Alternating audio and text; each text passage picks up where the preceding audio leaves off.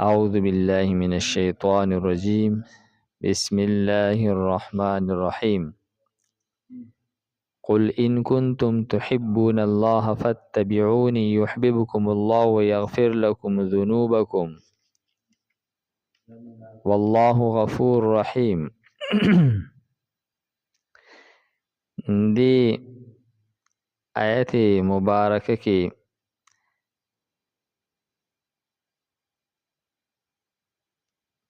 د اتباع رسول حکم بیانېږي. د اتباع رسول حکم کوي.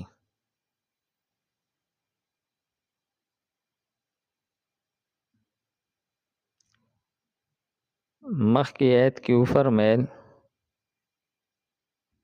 مخکې آیت مبارکه کې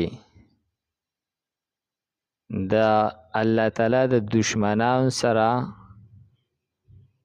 د محبت او د تعلق نه ساتلو حکم وکړو. نو دې آیت مبارکه کې د الله تعالی د محبت طریقه بیانوي. نو ګویا چې ایمان، عبادت او محبت د الله تعالی دا درې واړه الفاظ مترادفه دي.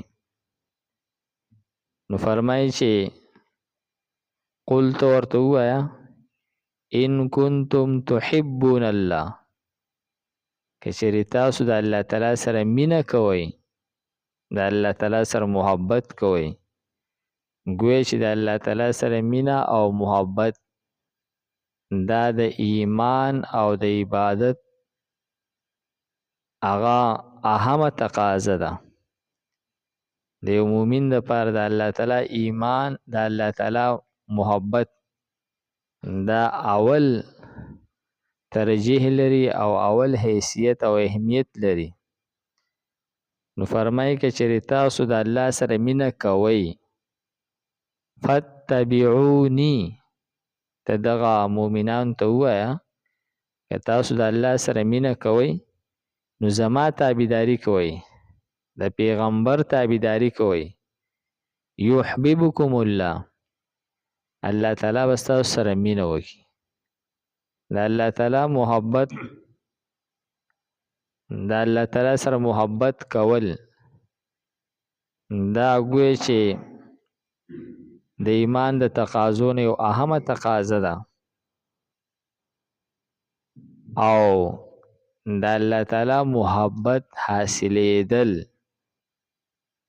دا د یو عاشق دپاره چې څوک د الله تعالی عاشق وي، د هغه دپاره د دې نه بله غټه کومه درجه کیدی شي چې الله تعالی هغه خپل محبوب وګرځي. او د الله تعالی محبوب ګرځېدل لپاره الله تعالی طریقه وښوله چې هغه اتباع د پیغمبر ده. نو فرمایي که چېرې تاسو د الله تعالی سره مینه کوئ نو زما تابعداري کوئ، الله تعالی به ستاسو سره مینه وکړي. او دا د پیغمبر د اتباع او د پیغمبر د سنتو باندې عمل کولو یو فایده بیان شو چې هغه د الله تعالی محبوب جوړېدل دی. او دویمه فایده هم ذکر کوي، ویغفر لکم ذنوبکم، او معاف پکې الله تعالی ستاسو ګناهونه. دا دویمه فایده شوله د اتباع رسول، د اتباع سنت. والله غفور رحیم، او الله تعالی به ستاسو ګناهونه معاف کړي ځکه چې الله تعالی بخونکی دی، رحیم او مهربانه دی. یعنی الله تعالی به تاسو خپل محبوبان جوړ کړي. دا د الله تعالی د رحمت تقاضا ده. ورنه چی نسبت خاک بذات پاک، د خاکی د انسان چې د خاورې نه جوړ دی د هغه څه حیثیت دی چې هغه د الله رب العزت محبوب وګرځي. د انسان څه اوقات دي، څه حیثیت دی چې دی د الله رب العزت محبوب وګرځي.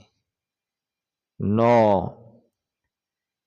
دا د الله تعالی محبوب ګرځیدل، یعنی که مونږ خپل ځان هغه خاورې ریکو نو مونږ د یو انسان زړه نشو ګټلی، او بیا هغه انسان چې هغه چرته څه د مال روپو خاوندي، مالداري، یا د یو لوی منصب خاوني، لکه وزیر اعلی دی، گورنر دی، وزیر اعظم دی، صدر دی، نو که مونږ ځان خاورې ریکو نو مونږ د دې خلکو زړه نشو ګټلی.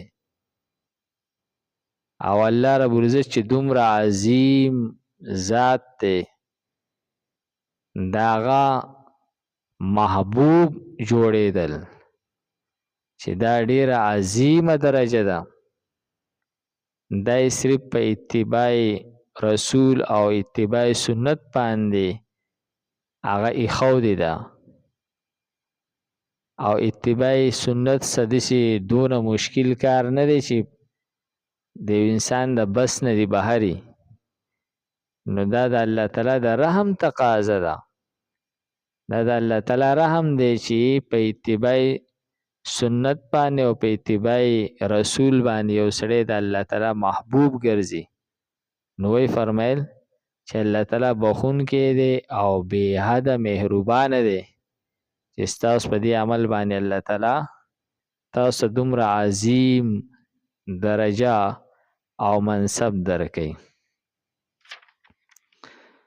قل اوایا ان کنتم کچریه تاسو تحبون الله محبت کوئ د الله تعالی سره، فتبعونی نو تابعداري وکئ زما، یحببکم الله مینه به وکړي ستاسو سره الله تعالی، ویغفر لکم او معاف به کړي تاسو ته ذنوبکم ګناهونه ستاسو، والله غفور رحیم او الله تعالی بخونکی مهربانه دی. صدق الله العظیم.